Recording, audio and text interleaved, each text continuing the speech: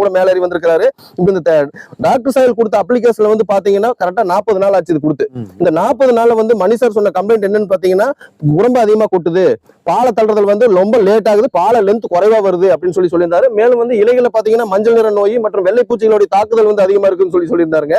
இப்ப டாக்டர் சாயல் கொடுத்து 40 நாள் கழிச்சு நம்ம வந்து தென்னை மரத்து மேல ஏறி பார்க்கும்போது குரம்ப கொட்டுறது ஸ்டாப் ஆயிருச்சு.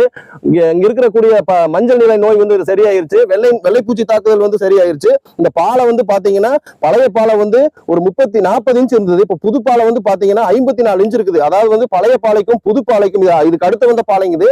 இந்த பாலை வந்து பாத்தீங்கன்னா 54 இன்ச் இருக்குது, பழைய பாலை 40 இன்ச், கிட்டத்தட்ட 14 இன்ச் வந்து இது வந்து பெருசா வந்திருக்குது. ஆமாங்களா சார் மணி சார்? இப்ப வந்து பாத்தீங்கன்னா டாக்டர் சாயல் கொடுக்கும்போது மண்ணின் 3 தன்மைகளான உயிரியல், பௌதிக மற்றும் ரசாயன தன்மை, இந்த 3 தன்மைகளும் மண்ணில் சரியாகும் போது நோய் செடியில் இல்ல மண்ணில் தான் அப்படின்னு சொல்லி நம்ம விவசாயி காட்டியிருக்கிறோம். செடியில் நோயா மண்ணில் நோயா? நம்ம டாக்டர் சாயல் மண்ணுக்கு தான் கொடுத்தோம்.